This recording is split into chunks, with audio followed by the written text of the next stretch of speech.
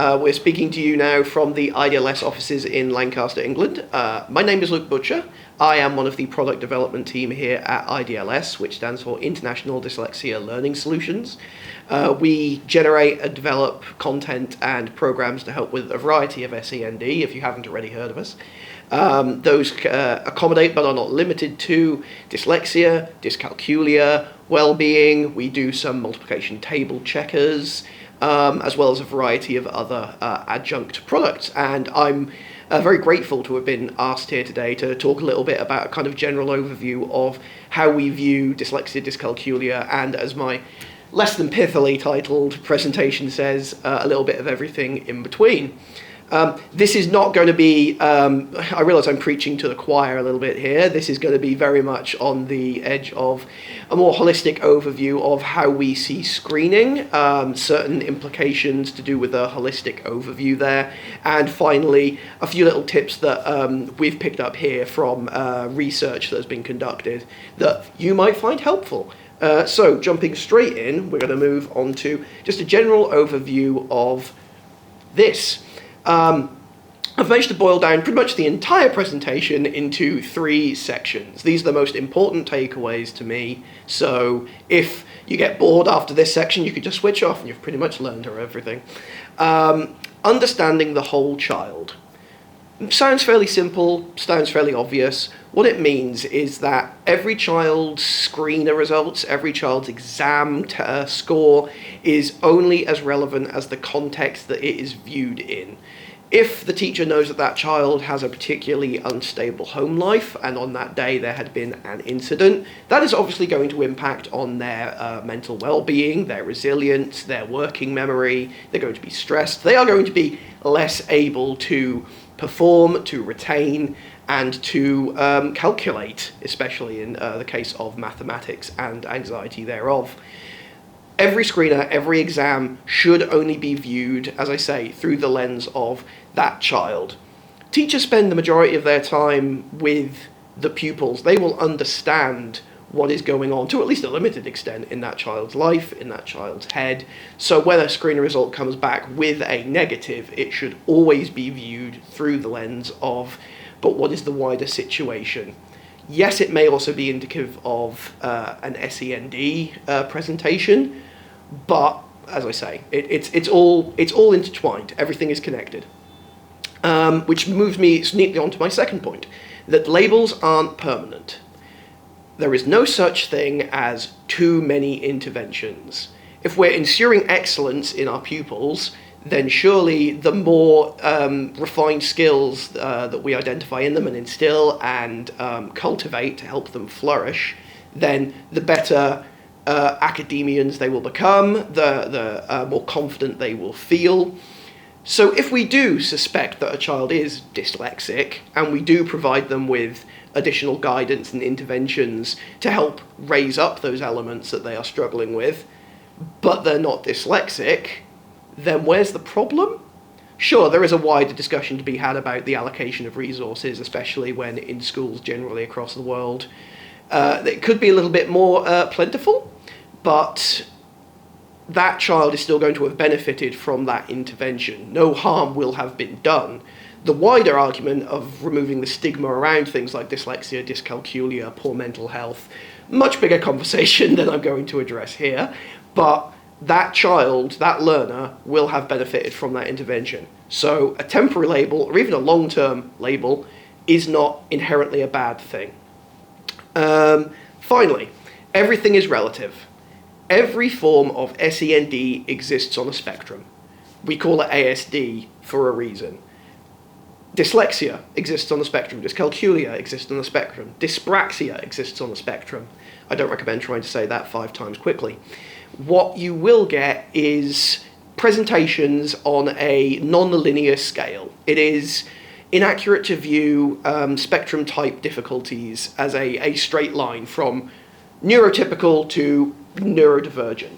The research seems to indicate that it's much closer to a 3D model. Imagine it as a big hollow ball, and you've got innumerable axes between communication difficulties, ability to process numbers, difficulty with vowels. So we have, like I say, the view of a spectrum as a 3D shape with multiple points along multiple axes, no single child will have a completely typical presentation of a special educational need. They will have a strong disposition towards certain axes based upon the difficulty that we've identified in them. So obviously, if they are quite profoundly dyslexic, they will struggle to read. They may not be able to correctly perform the phoneme-grapheme correspondence. There might be particular vowels that they struggle with, difficulties discerning soft sounds in words. But they may also have certain points on hand-eye coordination. There may be slight clumsiness. Not enough that they are considered dyspraxic, but everything is relative. They will not exist purely upon one axis of this miscellaneous, completely imaginary 3D scale. The other point I make here, how much do we know about what we know? Metacognition. Metacognition is the science of thinking. It is thinking about thinking. It has quite deep roots in certain elements of mental toughness, but in this particular case, it is more to do with what do we know about what that child can enact. In a very short, less pithy sense, what is the difference between a low ability learner and a learner with SEND? And I'll move into that in a bit more detail in a second, but that is the first hurdle that needs to be cleared in regards to identifying a special need and then acting upon it. It is all to do with the rate of progression. And that is also very hard to deal with in screening, because a screening is very much a binary. You perform the act and it comes out with a result. It does not measure progression within that test. Regularly administered screeners, yes, which is again something I will move on to again shortly, and is related to the realistically measuring progress. How do we gauge whether a child is improving along elements that they do struggle with, and how much does that discern if it is a special educational needs difficulty, or I should just say specific learning difficulty, or if it is a reflection of information that didn't correctly embed the first time around. Which closes my general overview and the most rambling portion of this presentation with one of my favourite things, which is proportionate universalism. Proportionate universalism is the belief that I cling to very strongly, which is that every intervention should be accessible to every learner, but it is the most in need that will benefit from it the greatest. Every form of educational software that we put together will have some benefit to every pupil, but it is the most needy pupils that will benefit from it the greatest. And I think that's an approach that should be adopted more widely in terms of helping bridge the distinction between students that might need extra help and the more averagely performing ones, because at the very young age, certainly in primary, they are painfully aware of differences between them and their peers, and that can feed into some quite profound mental health difficulties as they move on through life. Jumping straight in, what do we mean by screening? Screening defined as a specific learning need found through a diagnostic test which can be administered digitally or otherwise. Another terrible pun, get used to these, is the 3 E's of screening. To us, and indeed as a effective screener should be efficient. It should be delivered in a short window of time as to not frustrate or bore the child. It should be effective. You should come away with a stronger idea of whatever that child's difficulties are than when you went into it with. This does not have to be a binary situation. No screener, or very few screeners, are going to be able to quantifiably, definitively say, yes, this child is dyslexic. It's all about building a body of evidence and then making an informed, non-permanent decision at the end of it. Last part, easy to access. Here at IDL, we use a variety of audiovisual, tactile technologies, colours, various ways in which a child can truly get to grips with the material. They are guided through them. Even in our screeners, there is guidance and audio instruction to help those that may suffer from reading difficulties. Last thing is that screening is not necessarily the same thing as diagnosis. Every test can be diagnostic It should not be a diagnosis, unless that test is delivered by a medical professional. And like I've said, it's all to do with the building up of the evidence and the overall body of useful data that can be used to stage interventions for that child moving forwards. So we will now go on to the meat of the situation, shall we say, which is dyslexia. This subject is obviously well known. You can't throw a stick without hitting somebody that knows something about dyslexia. From my research, it seems that the global proportion of learners with dyslexia is actually reasonably consistent. It's around 10%. Here in the UK, it's about 1 in 6. Where you are, it's about 10%. To varying extents. Here, it's about 1 in 10 will have a exceptionally severe case of dyslexia. Again, not sure what it is over on your end of the world, but I'm very interested to find out. It has numerous presentations ranging from everywhere between letters translocating to inconsistent grammatical structure to skipping backwards to sentences without necessarily realizing that they've already been read. Likewise, skipping forwards without realizing that they've done so, getting characters confused. It can also impact audio skills, but that's slightly less common. Overall, it is to do with the profound impact of the neurochemical and, with the neurological retention of data into the short term and long term. I recently read an interesting statistic, which was it takes 8 repetitions of the same act to create a neuron that helps embed it in the memory. It takes 24 to unlearn that neuron. Reading is a rote activity. Unlike mathematics, which has an analytical component to it, all reading, all linguistics are purely formulaic. These letters in this order makes this word, which makes this sound, and in this sentence gives this meaning. If we are struggling with the very fundamental elements of which letters in which order make which word, then this is going to have an absolutely unfathomable impact on that child's educational journey moving forwards. There is no subject in the world that does not involve some degree of looking at a symbol and removing and extracting information from it. Indicators of dyslexia can, again, like I've said before with my 3D bubble of axes, can vary wildly. You might struggle on paper, but be a fantastic audio speaker. You may be able to compose entire narratives, Tolkien-esque sagas in your head and be able to regale your classmates with them, but you don't stand a chance of getting them down on paper.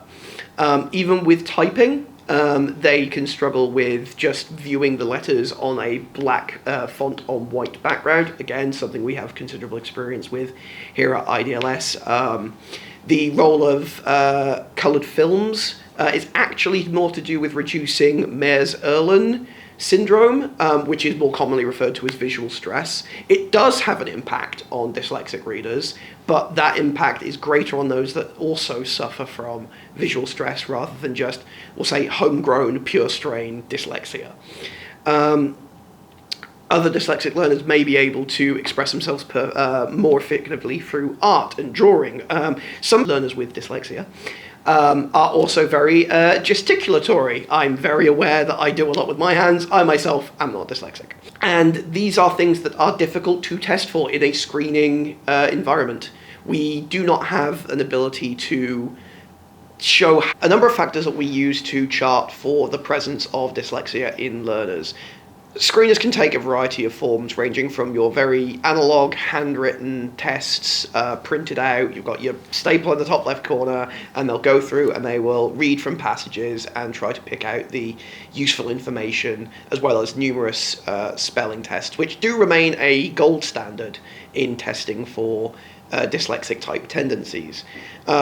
We do things a little bit differently in the implementation of technology, in that we have a slew of audiovisual type tasks that can test for sounds of letters, identifying vowels, known sequences, phonograph and correspondence, nonsense words, these sorts of things that a a wider engaged platform are able to do more easily to a large group of pupils rather than a TA or teacher doing one-to-one interventions with an average class of about 32.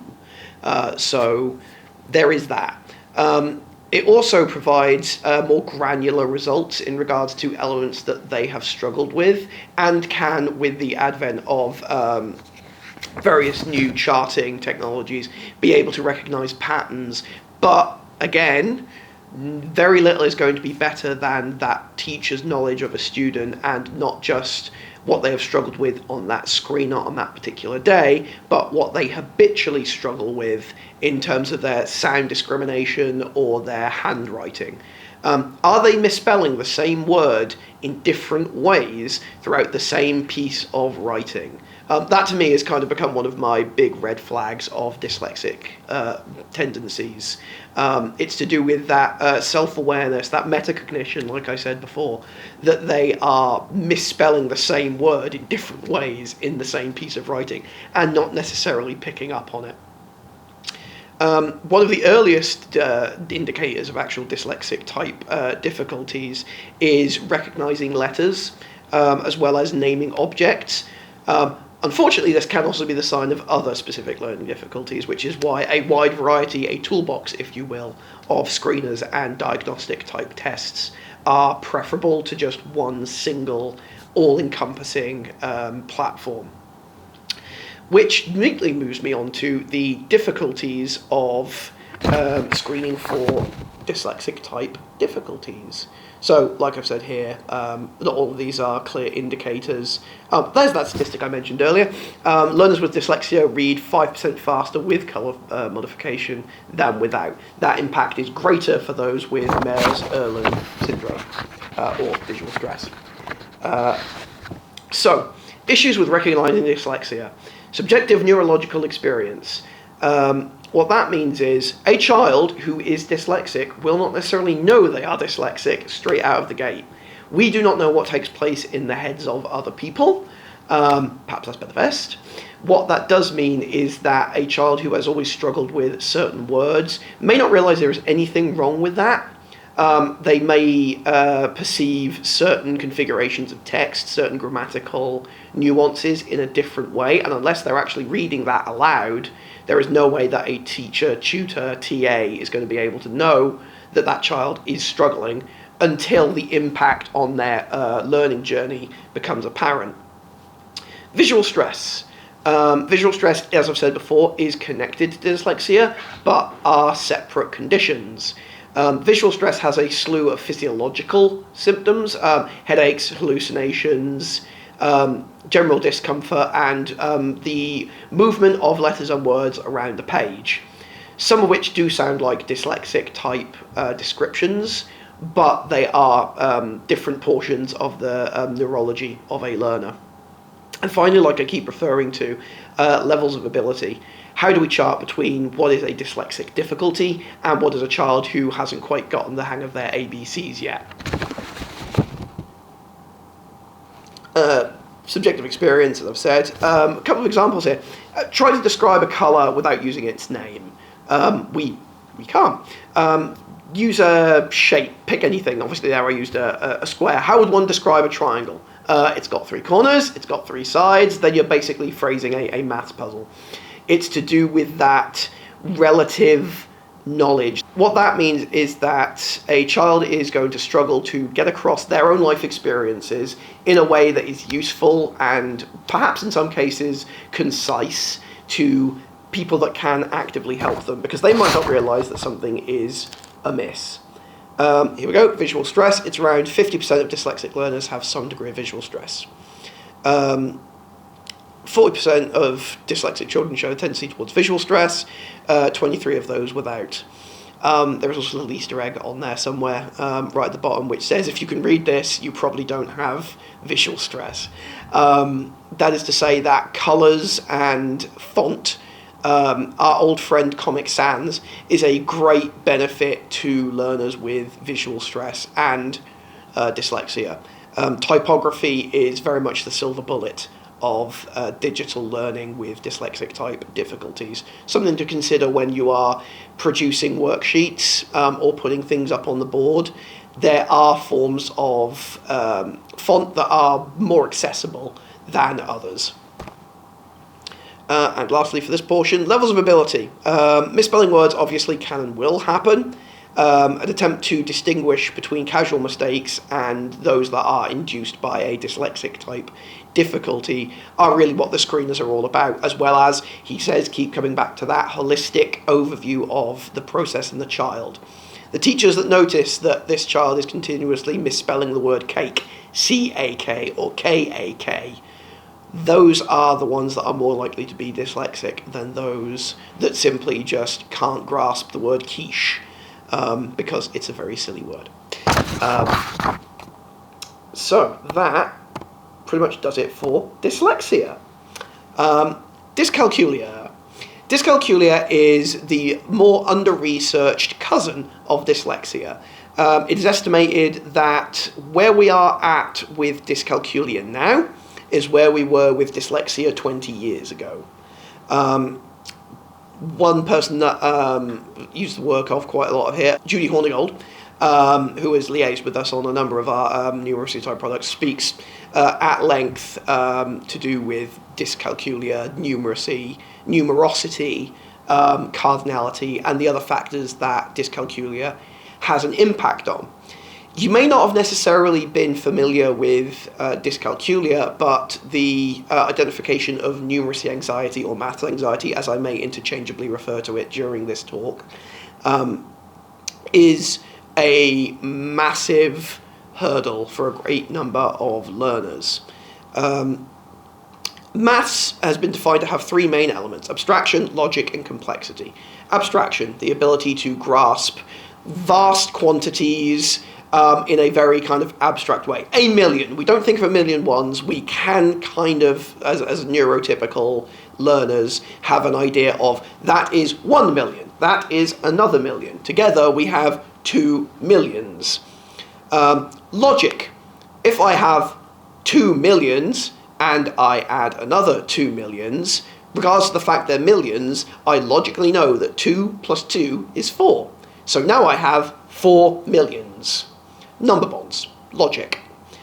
Complexity, cube numbers, prime numbers, variables within sums. So multiplying something, then dividing something, then adding something. These are all to do with keeping information and processes in our short-term memory, our working memory. I like to describe it as spinning plates on sticks. A number of these plates can be kept spinning at any given time. The more able your working memory is, the more plates you can keep spinning. Children with dyslexia, dyscalculia, other specific learning difficulties have fewer plates to spin, or it is of greater effort for them to keep going. How do we go about identifying dyscalculia versus lower ability versus other learning difficulties? Statistics show around 5% of school-age children here, primary school, more specifically, as that where it tends to be more prevalent, have dyscalculia. It's not a condition that ever goes away, it's just easier to identify at a younger age than literacy difficulties are. Like it says on here, some pupils might be dyslexic as well as dyscalculic. It's all to do with that symbol recognition and removing meaning, or rather extracting meaning, as I keep saying, from symbols and numerals. Some of the ways that dyslexia can impact with dyscalculic type difficulties is the shaping of letters and numbers.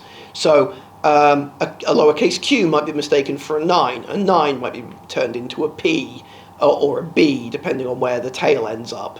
There are a number of contextual difficulties that can really do a number on young learners, and it is through these repeated failures and encounters with difficulty that we begin to see the foundations of things like numeracy anxiety beginning to form.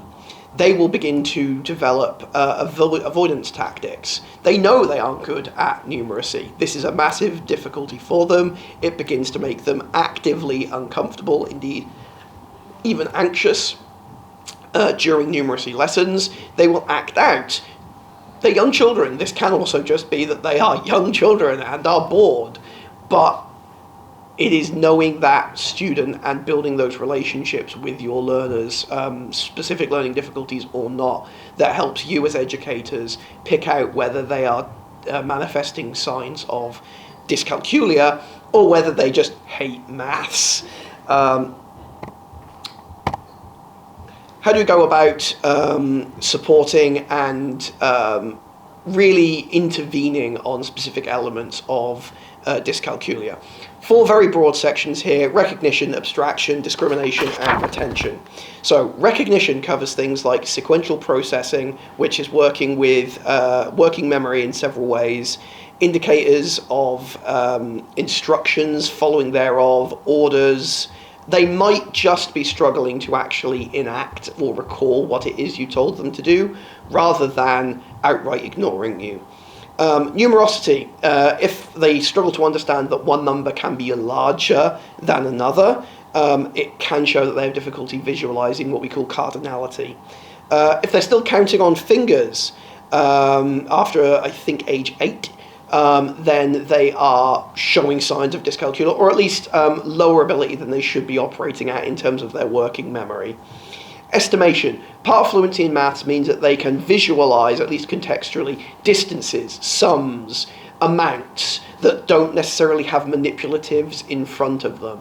Cuisenaire rods are fantastic. Basic 10 rods, all of those very fundamental tools in getting across the idea of quantity and tactility, but beyond a certain level, they should be able to conceptualize those things. Most screen tests didn't actually include conceptualization as a factor to be tested for until after the 1990s. So again, we're still playing very much catch up with a lot of these elements. My second one, abstraction. From the early stage, we are taught to count things: ducks, pigs, spaceships, geese, cars. That means that we can acknowledge one item as one of itself. As competency grows, we start to be able to see that these things can be separated. We can have half a car, quarter of a cow, 1/17 of a spaceship. But due to those spinning plates and those difficulties with conceptualization and visualization, these are parts that dyscalculic learners will struggle with a lot more. One way that they can compensate for it is doodling or making small annotations. Dot method, grouping, those sorts of things really help learners with dyscalculia. Like I said before, abstraction and manipulatives are a very good tool for helping really kind of embed that knowledge. The structure of working memory is actually mostly developed from about the age of 6. So anything beyond that in terms of their difficulties will be to do with perhaps those dyscalculic type incidences having an impact more than lower ability. Finally, almost but penultimately, discrimination. This is the ability to extract meaning from division, larger bodies, Stroop numbers, the idea that one number can be physically larger on a page but actually represent a smaller numerical amount. Really big number 7, very small number 10. A dyscalculic learner may not necessarily be able to understand the contextual differences between those two things. One way that you can really help dyscalculic learners in regards to screening is by blocking. If there is the ability to deliver an in-person test and you can cover up the questions that they aren't doing or have done with a sheet of paper, that can reduce the amount of information that is impacting on their working memory. It will also reduce the amount of stress that they feel that they are under and may make them perform better, or rather more accurately. That acts as a greater litmus test as to their degree of ability, the degree of knowledge, rather than necessarily their degree of ability. Like I've said before, fonts, highlighting, which parts of the question that you draw attention to is all the better. Finally, retention. Self-talk is a tool that some dyscalculic learners and dyslexic learners find helpful. The ability to repeat unto themselves that same 8 repetitions. It can strengthen the neuron connections, the neurons that fire together, wire together, and by rote learning they can really embed that into their long-term memory without necessarily suffering from some of the disorganizing elements of dyscalculia. I keep mentioning stress. Cortisol is the stress hormone, like I've referenced before. Its impact on the working memory and on their learning journey cannot be understated. Would we lived in a world that every child with specific learning difficulties could have the one-to-one attention that they might necessarily need? Unfortunately, that's not necessarily a world we live in. But it is by developing them alongside their peers as close as we can, whilst making sure that they get the assistance that they need, that is how we will help them along in their learning journey. Steve Chin also did some fantastic work into the idea of different presentations of mathematical problems outside of what we come to expect as the usual. So I'm going to leave it there for now. I'm going to hand over to my colleague Matthew, who's going to talk a bit more about some of the other things we do. I am going to be present for the Q&A session, so if you have any inquiries about what I've spoken about here, I will be around to answer them. Thank you very much.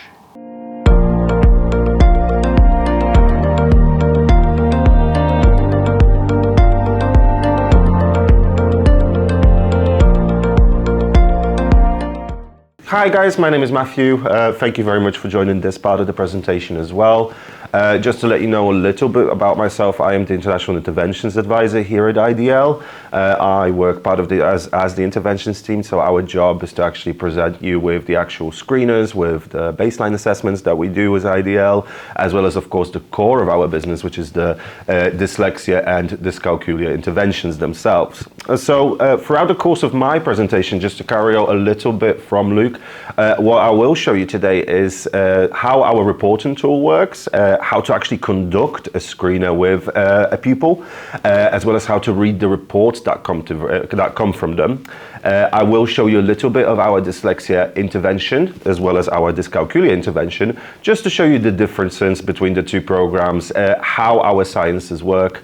And at the end of my side of the demo, what I will do is I will share a possibility of having contact details with myself, and of course you guys having a 2-month trial of IDL, should you of course wish to try the program. Okay, so just to show you guys a little bit, everything that we do as IDL is actually run throughout our website. So in your free time, I do invite you to actually have a look at the website. IDL is part of a larger charity.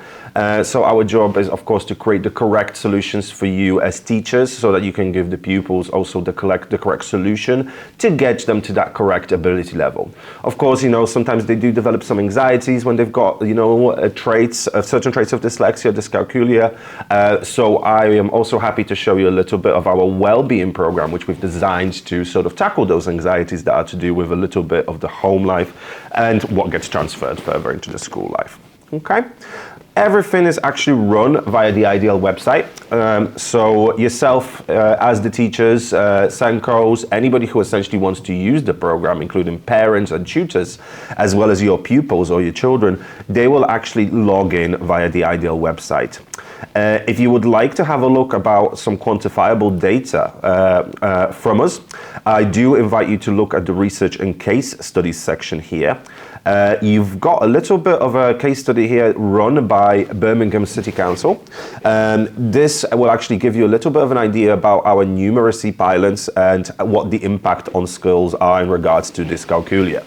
If you'd like to see a further study about the effectiveness of IDL literacy, I invite you to have a look at this case study here as well. However, if you again would like to see a little bit more quantifiable data there, You've got the Lift and Barriers project here, which is a brilliant read. If you'd like an expansion of this essential study, what I'll be happy to do is I can send anything forward as a PDF file at the request via email. Okay, this will actually show you a little bit more, again, of quantifiable data where we've tested over 1,200 pupils from 120 local schools.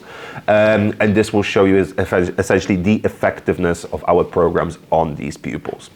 Okay, so I'm going to actually log in today into what I call the teacher interface. And what we'll do is I will show you a few details there, how to actually do it.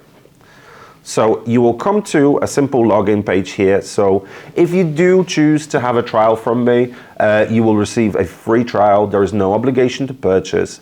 And the way we do it is we provide the entire school or your entire tutelage sector essentially with a login, a single login, which you can share with your colleagues, with the rest of the staff within the school.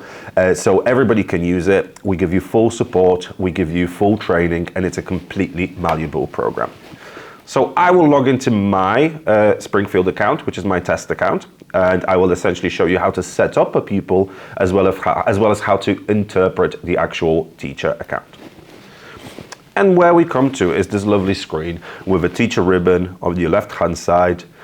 Teachers, parents, and tutors will all access the same account, so this will never change to IDL parent or IDL tutor. You will always have the same sort of admin account to set everybody up, to read your report, or to sort of access any of the data, such as changing passwords, or if you want to share anything with professional psychologists, this will be where you'll essentially extract that data.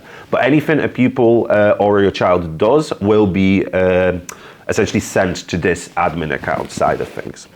So the first thing I'll pop your attention to is the notifications section. So this might seem a little bit obvious, where a lot of us do have, our social media profiles, or we've got sort of, Google accounts or whatnot, which do send us notifications. I like to say, watch this sector essentially for any incentives that we might have going, any maintenance issues, or, we do like to give you essentially a lot of freebies. So you will get notifications here about those. Any training also opportunities. Whilst you do have an IDL trial, you are invited to all of our customer service training. We're happy to set up any individual training should, of course, the entire school have these needs. Or if you just have been using already IDL for a little bit, and you just would like a little bit of a refresher session, always feel free to just get in touch with myself again, with my colleagues, or the entire customer services team. Okay. Notifications is also a bit of a good tool to monitor your pupils. If you do have a school setting, and if you would like to set them homework tasks, essentially you will have notifications about them having completed relevant sections or relevant lessons of the intervention, and you will see this information here. Okay. Our marketing tools are really good to essentially follow as well. So we do have a Twitter, we do have Instagram, we have LinkedIn. I do invite you to give us a follow there. We organize a lot of free CPD events for teachers to join. These are, of course, available for you, to join on. These will be available for you guys to join online as well. I will be more than happy to arrange a CPD event for Ghanaian teachers or schools from Ghana as well. Anybody essentially interested after this event, just please watch out for some marketing, get in touch with myself, and I will try and arrange something online for you guys to join and meet the actual experts behind our programs. Okay. So the training dates can also be seen here from your login page. However, what I'll do is I'll point you to this teacher ribbon here, and you've got a lovely little button there called training dates, which gives you a little bit of an expansion on these trainings. So these are customer services training sessions. They're usually a multi-school section or a multi-school sort of situation where you can meet other teachers, other UK teachers, talk to them a little bit or ask relevant questions about how to use IDL, what techniques they might be using for their maths classes or for their English classes, or just regarding the interventions. But like I say, whilst you are training, you are free to join these sessions, simply done by clicking one of our buttons. And as you can see, there's quite a number of these throughout the month that we organize. Some of them are focused on just the admin side of things, so this will show you again how to set pupils up. So if you do use IDL and you'd like to just train some of your colleagues on it, feel free just to invite them to these sessions here. These screener sessions, multiplication table checking tool sessions, will also show you essentially how to use the free tools that we currently give you with a subscription. So all of our screeners, all of our baseline assessments, as well as some extra tools that we've designed for the maths program, they are available free of charge once you do subscribe to IDL. But during the trial, you get access to everything as a freebie. Like I say, I'm happy to do this for 2 months, extend the trial should you need a little bit more time to test, or run an individual pilot study scheme for you guys as well. Okay? So I'll show you essentially how simple it is, because it is a very simple program to use. We have tried to make it as malleable as possible. Our brilliant product development teams sit upstairs. So if you do have any sort of thoughts, you know, you'd like something expanded, you'd like a little bit extra functionality, always also do come back to us. We do sort of any feedback from yourselves, the teachers, to them, whether it's just about admin sides of the program itself, essentially to improve it for you guys as well as your pupils. Okay, so most schools will have some sort of SIMS. I like to call it a SIMS software, where you will note down the attendance of your pupil as well as have access to some pupil records. So if you do have that functionality, we essentially have developed a way to transfer that data into our program. So if you'd like to screen the entirety of your school, essentially if you are a smaller school setting, what you can do is you can download an Excel file from that SIMS program, or whatever it is that you do use to keep attendance, and just download our template, quick copy and paste. We just ask you to, of course, tick the relevant programs here that you would like to enroll your pupil onto. The alternative way to do this, click into the people section here. And as you can see, I have set up a lot of dummy students already here, or test students as I like to call them, where I will show you how actually the data works. But you've got an access to a number of buttons here as well. And it's very simple to use the program. So I will just use myself today as an example to set up a new person. So I recommend making sure all of the fields have the relevant data in there.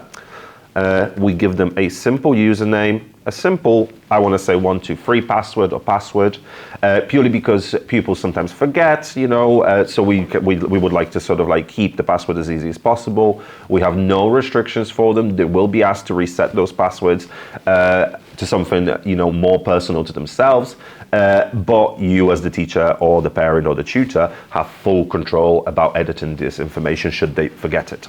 Okay.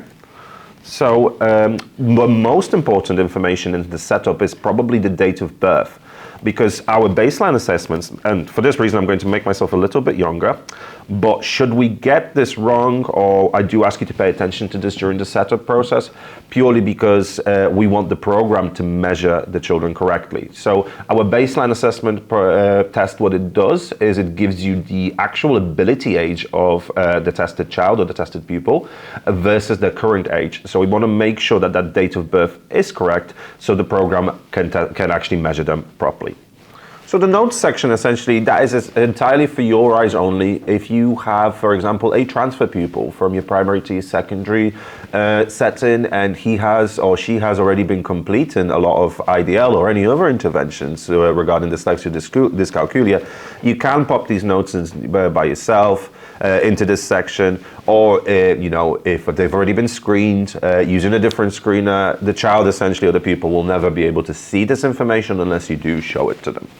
So it's quite a simple setup, really. The next section, if you just click this button here for me, you'll come to what I like to call is the Manage section of the entire IDL program. So it is a pick and mix program. Not every child, not every pupil will have both dyslexia and dyscalculia traits.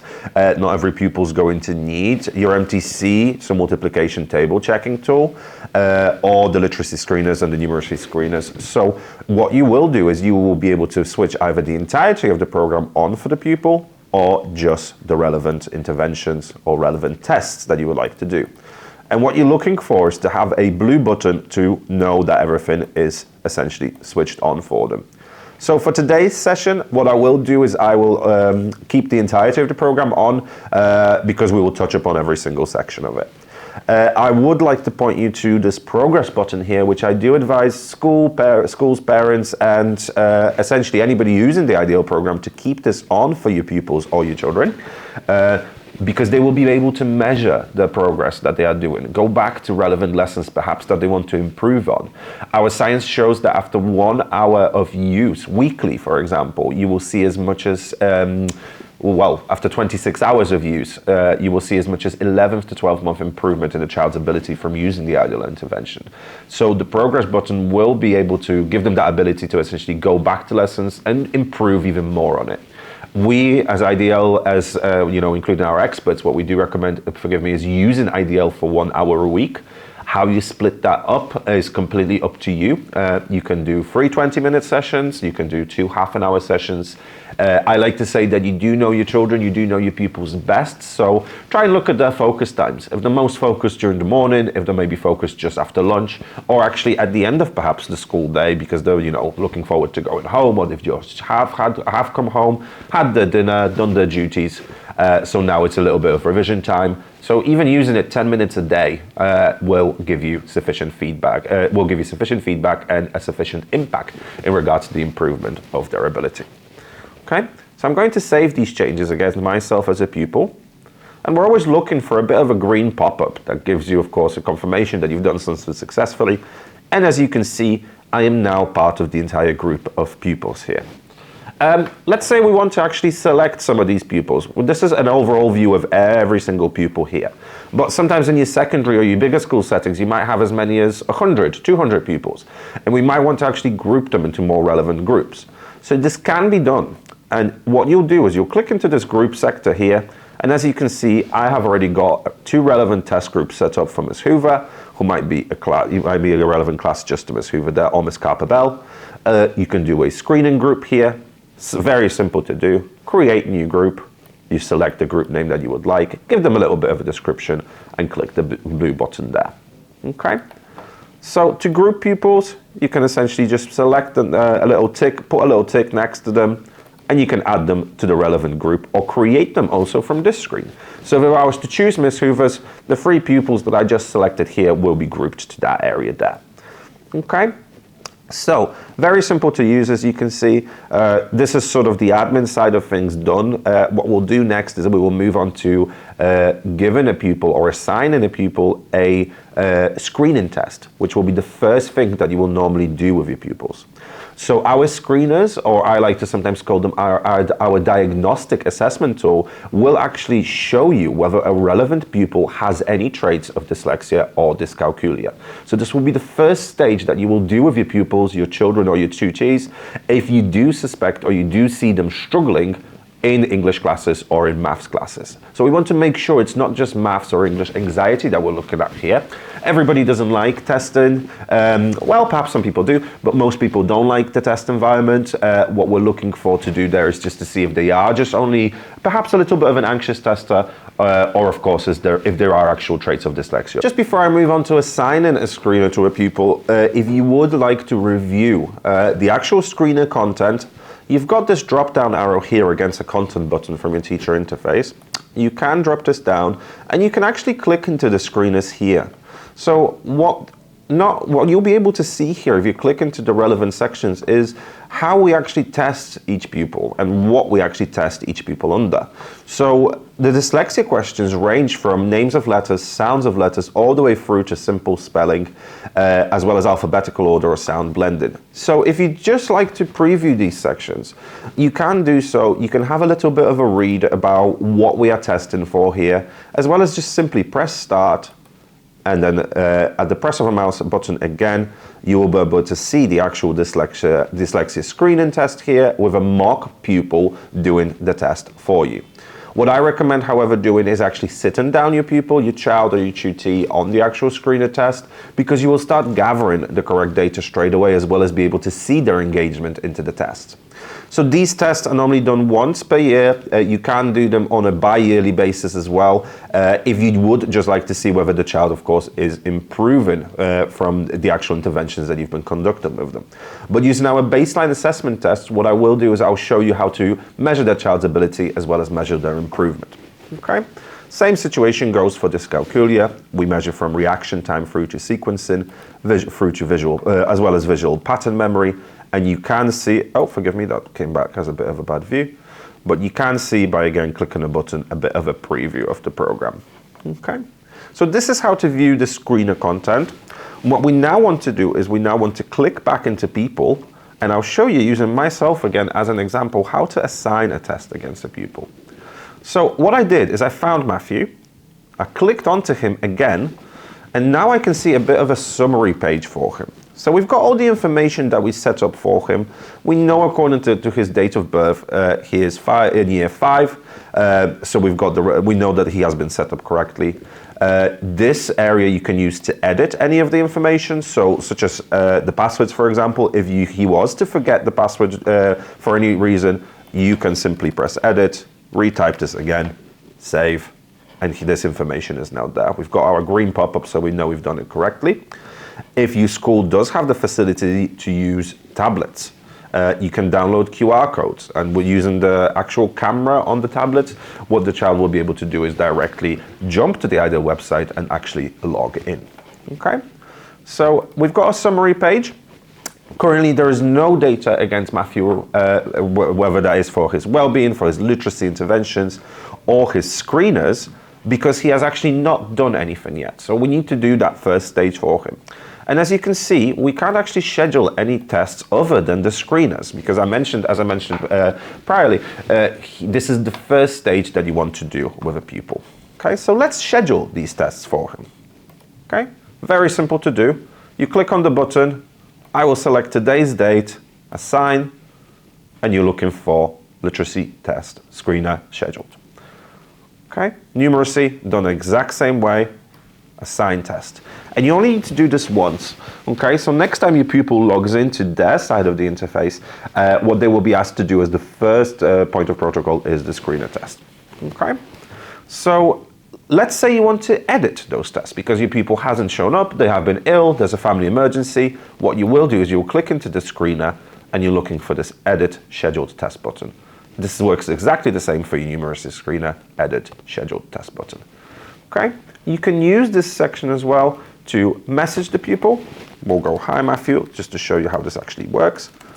Okay, this is quite a good tool to use for your homework, as a homework sort of situation. If you do want as well for, say, a parent to review the entirety of the program, you can send a message to the pupil.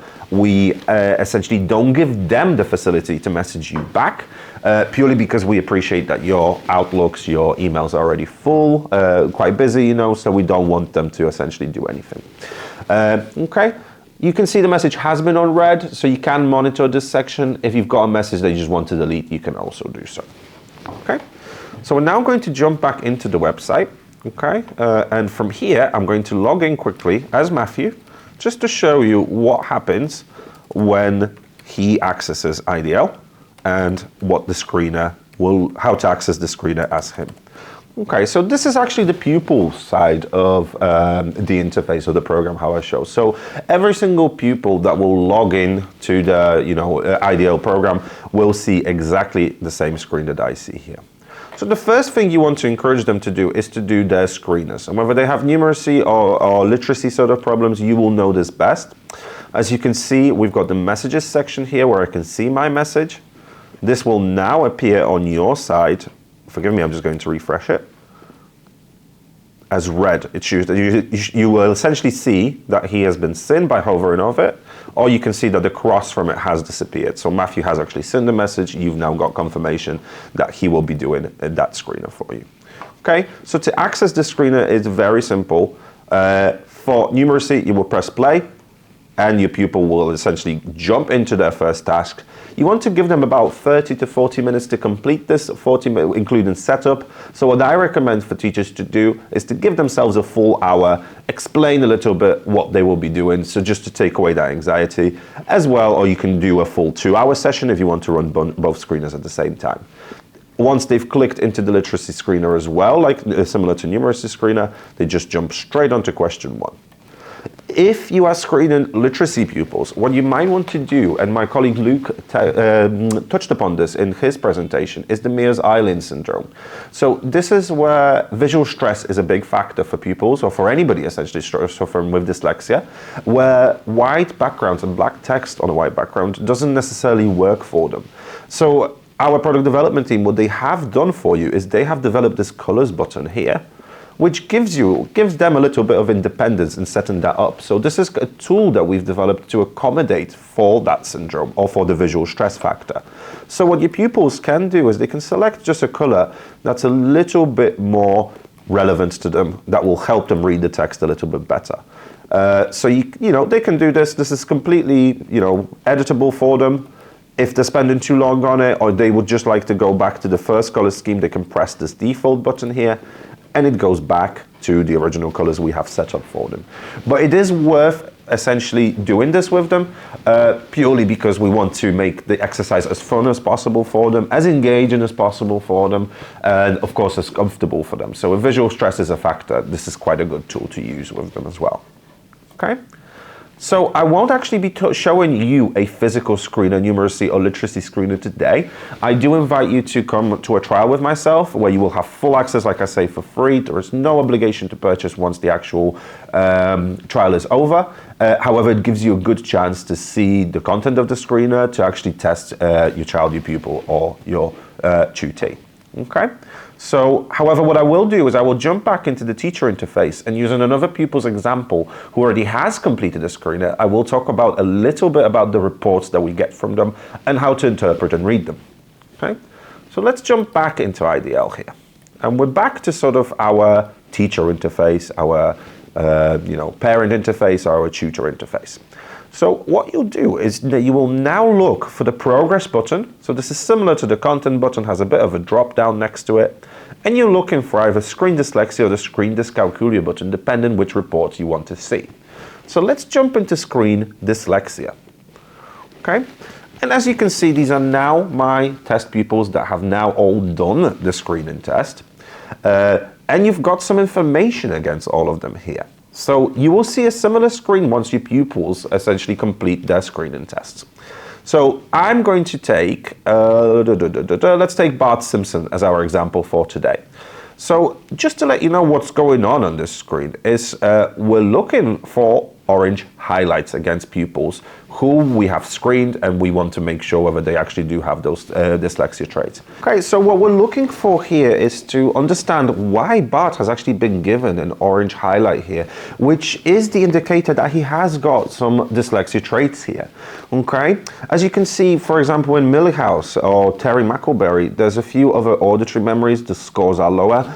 So let's try and understand why these pupils have been given an orange highlight, whereas, for example, Ralph here hasn't, even though his score is quite similar to Bart's, forgive me. Or Lisa, perhaps Lisa is a bit of a worse example. She's done fantastic, 100% on all of her tests, but the fact that she's not been given a highlight is what that does show us is that there is nothing to worry about with Lisa, nothing to worry about with Ralph either. As you can see, there's no weak areas being highlighted. So these pupils perhaps don't have any traits of dyslexia, dyscalculia. As my colleague Luke mentioned, however, an intervention is appropriate for everybody. So if you do have pupils who aren't highlighted, even with dyslexia or dyscalculia traits, you can still use the intervention to essentially bring them to the correct ability level, or just to help them with any struggles they may be facing. So let's click into Bart. Let's expand this information that we've got about him. Let's understand why simple spelling is actually an area of concern for this pupil.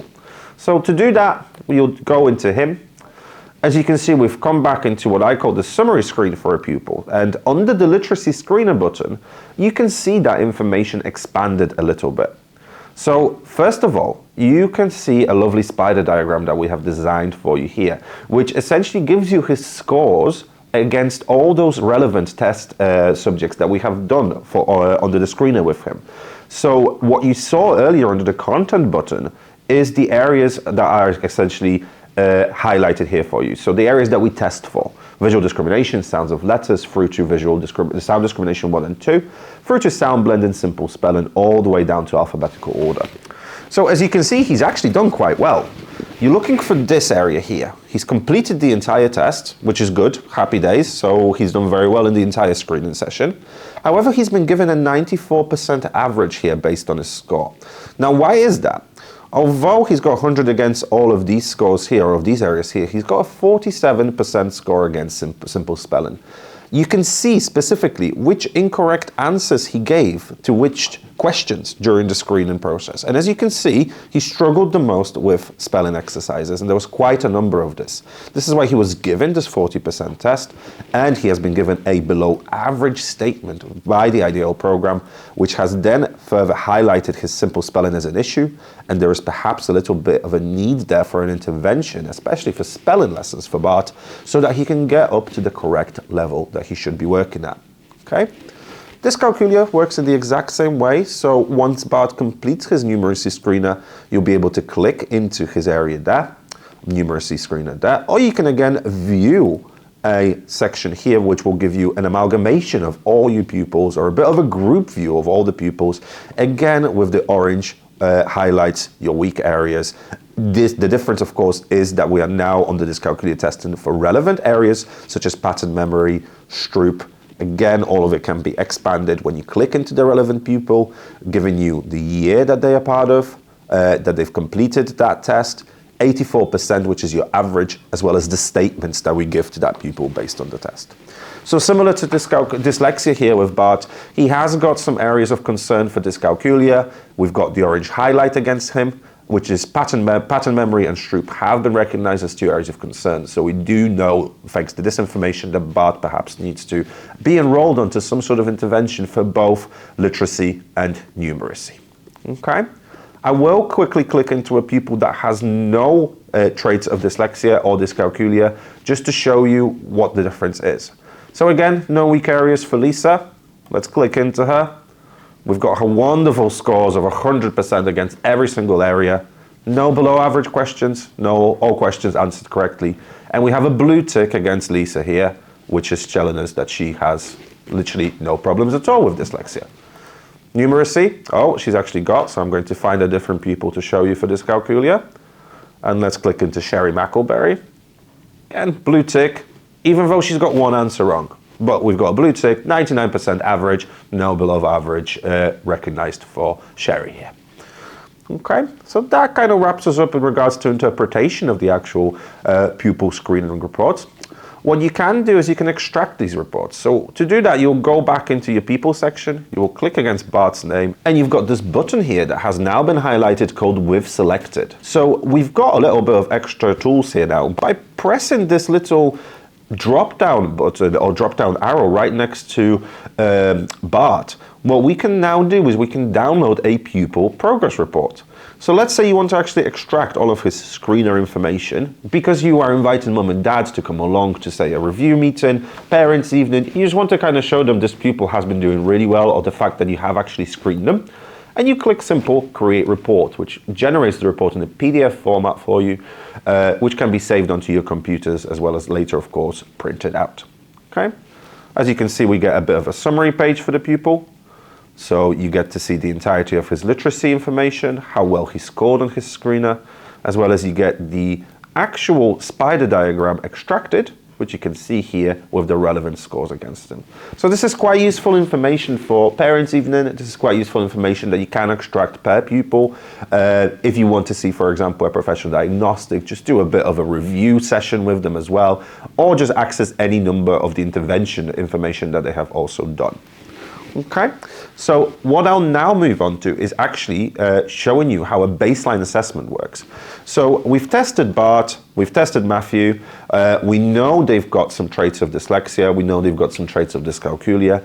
We now want to do the second test that you will do in via IDL to determine their actual ability age.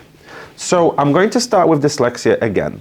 So in order to do a baseline assessment test, so this is, like I say, this is the test that will determine their ability. You'll click into resources and you'll click into the test section here. Now, the reading and the spelling test is the only element of IDL that is currently not online. Our product development team are, however, working to get an online version of this test done for you. However, it is taking a little bit more time, but I am happy to keep everyone informed as and when this will emerge. In the meantime, we do ask you to get this booklet. It is literally the only paper test that we do ask you to do with your pupils, and you will print out a copy of this per pupil. Okay, one copy for yourself. Again, you want to give yourself between half an hour to a full hour for this test. It consists of two elements, a reading and a spelling test, which are both done according to the same methodology. If you would like to read a little bit about how we design these tests, I invite you to check out something called the Szczesniak testing or assessment method, which will let you know a little bit more information about how we select the actual words for reading and for spelling. So to walk over the test, it's very simple to conduct. You will give your pupil this reading list. It consists of 100 words, and you will ask them to start reading them out to you from left to right. And as you can see, they start increasing in complexity. What I will advise is you can give them a little bit of content advice without actually saying the word to them, because we don't want to give the answer away to them. So with your younger years, you will notice they don't understand words like scintillate or satirical or saber, for example. So you might want to just guide them there correctly so that they can essentially, try and get it right. But the main thing to take away from this test and the main thing to remember is after the pupil does 5 mistakes in a row, so you're looking for literally getting kernel, soloist, systematic, slovenly, or classification wrong. Once they've done 5 mistakes in a row, you will stop the test and you will give them the positive scores that they've had. So the spelling test is actually done in the exact same way. This section, I like to say, is a little bit easier for you guys because you can essentially group your pupils into a classroom situation. What you'll do is you'll scroll down and you'll give them this spelling test grid. And, they can put the name on it, the date, and you can then stand at the top of the classroom and start reading the words out for them to spell. Again, you can give them a little bit of a clue to the content without trying to give them the actual answer. 5 consecutive mistakes though, and you give them a score out of 100. So this is your baseline assessment completed for dyslexia. So we now have the relevant information per pupil that we need to determine their ability age, or their ability level according to their age. Dyscalculia is conducted a little bit different, so we actually do have an online test for this. I encourage you, if you are doing a numeracy screening session, just to do the baseline assessment straight away after the screener has been completed. What your pupil will do is, rather than click into numeracy screener, they will click learn here under IDL numeracy, and they are straight away taken to the question 1 from the test. And it works in the exact same way that a literacy screener does. 5 consecutive mistakes, the test will stop, and that you will have a lot of information transferred in regards to the ability back to your teacher interface. Okay? So I'm now going to enter the information from the reading and the spelling test for the pupil.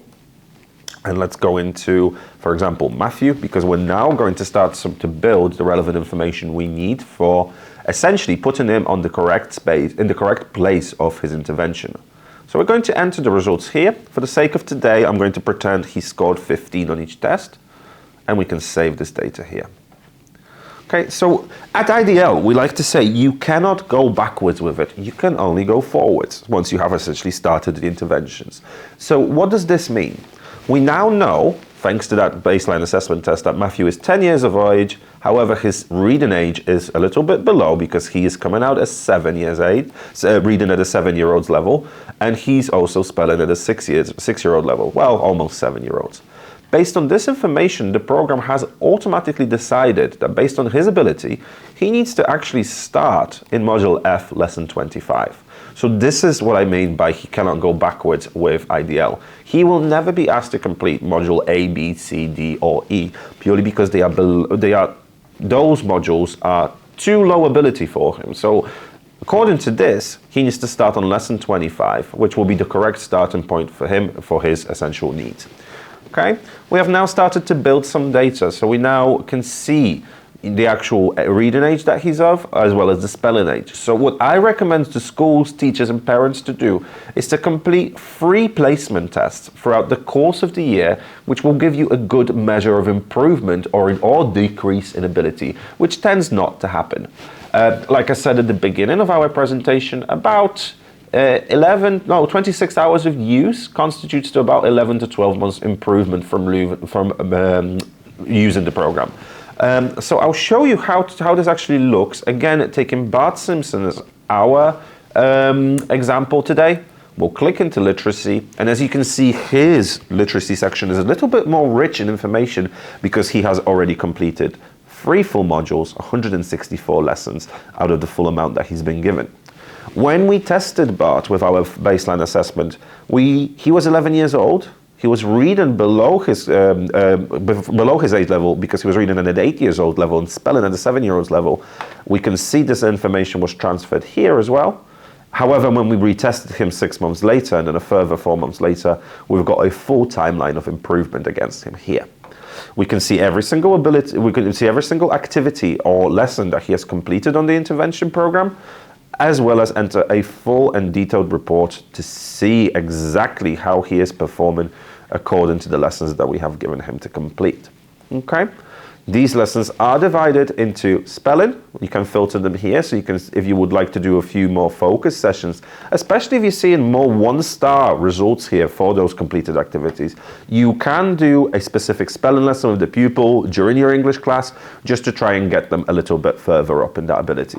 But as you can see, the program divides into spelling, comprehension, storytelling, sentence building, or dictation lessons, which also, as the modules progress further into the more complicated ones, become a little bit more varied. So some of these lessons will be mixed. Some of your spelling lessons will be mixed with sentence buildings lesson, and so on and so forth. Green constitutes of a fully completed module. Orange is when you're looking at a module that's still in progress. As you can see, M has not been touched, so this pupil cannot essentially enter any of this information. You, as the teacher, again, parent or a tutor, can review the entire content of our dyslexia intervention or our dyscalculia intervention. Again, you're looking for the progress button here. We'll click into literacy. We're looking into content. We'll click into literacy, and you've got all of our modules divided into those areas and color codes I just spoke about. So if we click into Module A, you can see that these lessons are going to be very easy to do. I do welcome you to try some of these actual lessons with your ESOL pupils. If you are teaching English as a second language in your school, feel free to enroll as many pupils that are learning English currently as well onto this program. It's very beneficial to do. And so, feel free to essentially use the program as you please. Numeracy is divided into 7 areas. We started level 1, module 1AA with being the simplest module. Again, you've got a little bit of a description here of the lesson, as well as by pressing play, we can preview it. Okay, so I'm going to jump out because this has actually now taken me to a numeracy lesson and is trying to do one for me. But what I will do instead is I'm actually going to take you through a dyslexia lesson. So we did this on Matthew's profile. So we're going to go back here and we're going to press learn. Okay, so he's now ready to take on his intervention. You can switch off as well the literacy screener and the numeracy screener once they have completed this section, so you can do that very easily. I'm going to click learn here. I've set up the colors that he wants for himself, so the Mears-Island syndrome has been adhered for. And what we'll do is we're going to click learn because he's ready to take his intervention. Okay, as you can see, Matthew, similar to the information that you have on his profile, has been put in the correct place, which is Module F, Lesson 25. So let's click into it. So he now comes to this screen. This exercise is probably going to take him 5 to 10 minutes maximum. You've got a 20-minute session, 30-minute session, a full hour session. How you do that dyslexia session or intervention session with him is fully up to you. It's quite a stripped back approach because a lot of our science in regards to the working memory, which my colleague Luke has touched upon a lot, shows that we want to keep the focus of a dyslexia student on the actual exercise. If there was lots of characters here, loads of backgrounds, the focus might actually go to a different part of the brain, which is more responsible for your computer games or, for apps that they might be playing, yeah? So we want to keep the correct side of the brain engaged and that working memory to transfer that information correctly to the long-term memory, okay? So hence the stripped back approach. So let's start this, okay? And as you can see, it's now asking us to type something. So the program is multisensory. It's going to say something to us.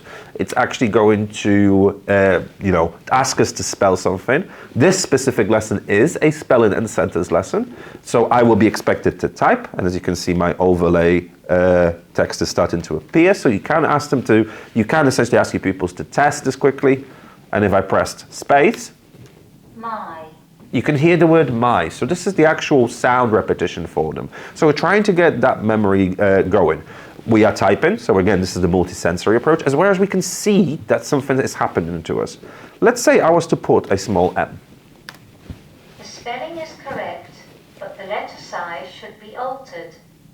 My. There's always repetition to keep that working memory engaged. We're not giving them directly the answer to something that they've gotten wrong, but we're trying to lead them to think about it. So in this case, if I've got my small letter, it's essentially telling me, right, think about it again. So I'm now going to put in a big my, however, press enter. Press spacebar after each word. So there's plenty of clues for the pupils in regarding functionality. If they do struggle with it at any point, the computer or the program will essentially tell them what to do. My. This is the repetition section of the dyslexia lesson. As you can see, because it is a spelling lesson, it's taken out one word for them. So I'm now going to get a few of these correct and a few wrong. So sometimes, for some reason, this pupil may have heard this word incorrectly. So let's say instead of bad, he was typing dad. Bad. So it's repeating it to them. It's trying to get them again to think about it. Bad. But let's say for some reason they've done 3 mistakes in a row. Please ask for help. Bad. Okay, so the program's actually it flashed up the word for them again so that they can have another individual think about it.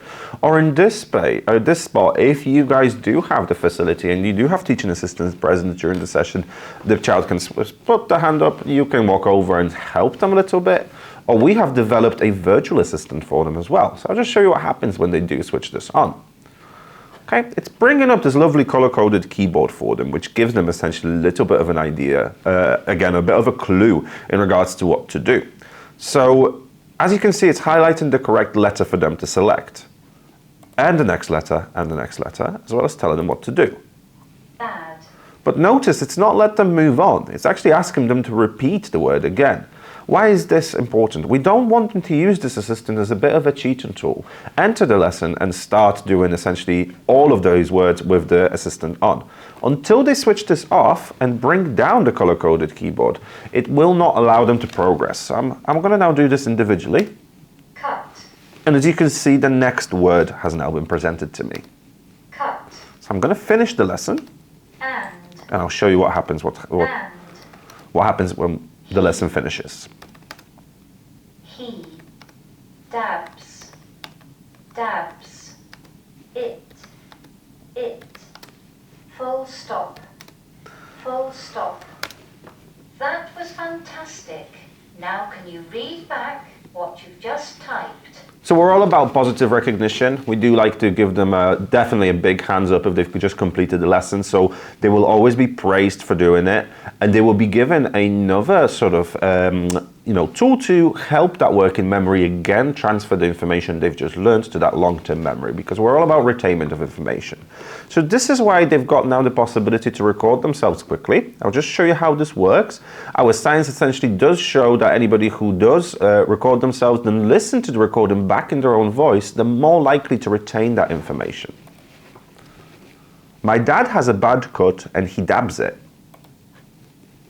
My dad has a bad cut and he dabs it. I can re-record myself. I can simply replay it if I want to hear the recording again. It will not save anywhere on your school networks, so you do not need to worry about that element. This recording will only exist during this session. If you don't have the facility for recordings in your school, in your laptop, in your device, you will just see the finish lesson button without these two appearing there. Okay, straight away I've been given a blast-off trophy. So the trophy, like I say, we do like to reward them a lot, so do keep an eye out for these. Perhaps when they've got 5 of them collected, you might want to give them a little bit of a certificate, a massive praise just to take back to home to mum and dad. Being proud of them and proud of their achievements essentially lets you engage them more and makes them want to come back to completing other exercises more. Your pupil's been awarded a 3-star score against this lesson. I'll show you how they can review it. So we can click back here.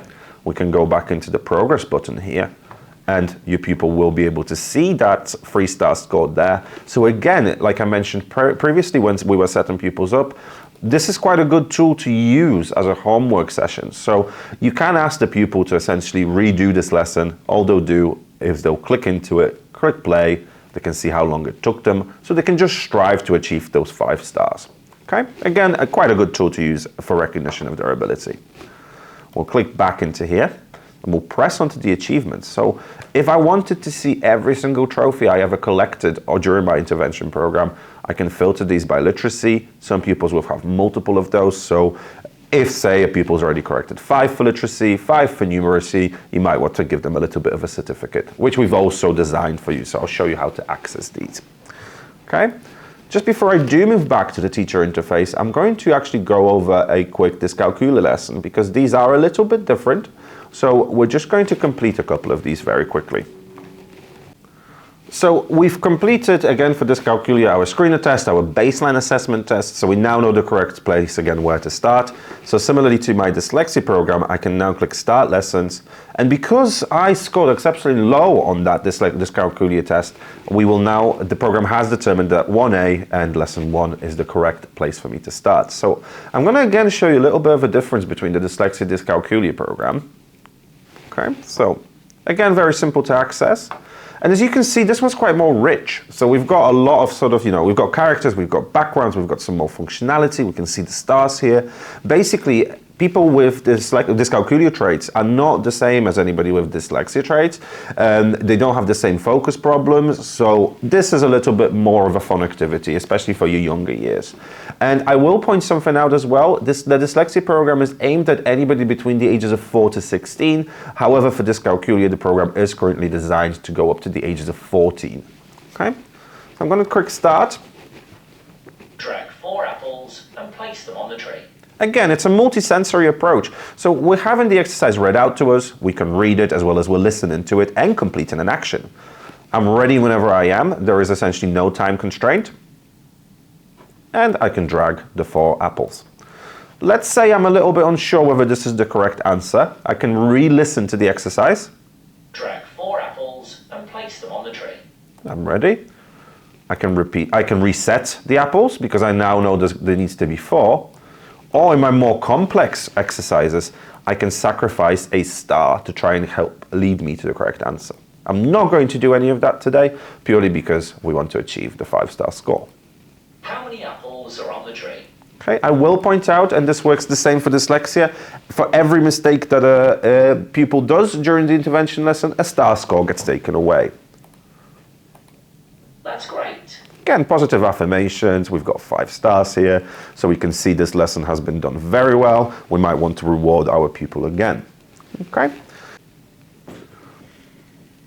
Just before I wrap up, I will touch upon how to interpret the reports from our lessons that we've now completed. So as you can see, what I've done is under the progress section here, I've clicked into literacy, which again gives me sort of a bit of an overview of all the pupils that have completed literacy interventions for me. So I've been using Bart as our example, so we'll click back into him. And we now come back to that report I showed you just before we did a literacy intervention. So we've got a full overview of what he's actually done, his entire progress, as well as we can click and actually look at the entire content of his lesson. So this is how you will actually view the reports, this is how you will interpret them, and you will make sure that your pupil is actually going through the progress. It works exactly the same for numeracy. As you can see, we've got a bit of an overview of pupils, the last activity and an average that they've been given against the completed activities, as well as actual improvement from lesson to lesson. So we'll click into Sherry in this example, and you've got a little bit of a different overview to your dyslexia. However, what you can see is that 11 years old, she was emerging with, working below the average. So she had some emergent traits of dyscalculia. However, by 11 years and 11 months, after 11 months of full use, she has now got no emerging qualities of dyscalculia. So we are happy with the level she's got to after completing 35 modules and 1,000 exercises, which might seem like a lot. However, as you saw during the intervention process, they are quite quick to complete. Of course, the complexity does increase. The final thing I will touch upon is you can see here as well a little bit of a different representation of the data we've got in this table. This is her progress stage, so you can see she's reaching question 56. And you can see she should, at the age of 11, be reaching between question 90 to 113. She's improved after 6 months of use. We've got her quite higher now up to this little grey border. And now the orange, after another 5 months of use, there is no grey background, which means that she's reached the correct level. this wraps us up a little bit in regards to dyslexia, dyscalculia interventions themselves. I welcome you to come and join myself and Luke at the actual Q&A session at the end of today. It will be a great chance to ask us relevant questions, whether our research, our science, whether the actual interventions themselves. I do invite you to contact me as well, and our contact details will appear at the end of the actual presentation today, or at the end of the recording, where you'll be able to see both our emails, our customer services emails. So if you do want a free trial from me, just feel free to come and ask me. I will be more than happy to set you up on our system. We only need basic information like the school name, school address, perhaps a couple of email addresses for the relevant teachers, head of English, head of maths, just to send those login details to. We will conduct a free training session with you to show you again how to do that setup, how to enroll your pupils, and we'll fully give you full comprehension in regards to using the programs themselves. Okay, I'm now going to log out of the pupil section. I will go back into the teacher interface very quickly, just to show you the final bits during today's talk. The account themselves. Under the account section here, you can find a school certificate. So like I mentioned, we do like to reward our pupils for doing the interventions. So you can edit these, add your own school logo, print them out and give them to the children, unless you've also got your own design for it. And yeah, thank you very much for joining us today. Very, very excited to do the talk. We've got full availability for you after today's session. So we will be more than happy to answer any questions. Thank you for joining myself and Luke. Thank you for the time and looking at IDL. And please let us know if you need anything else.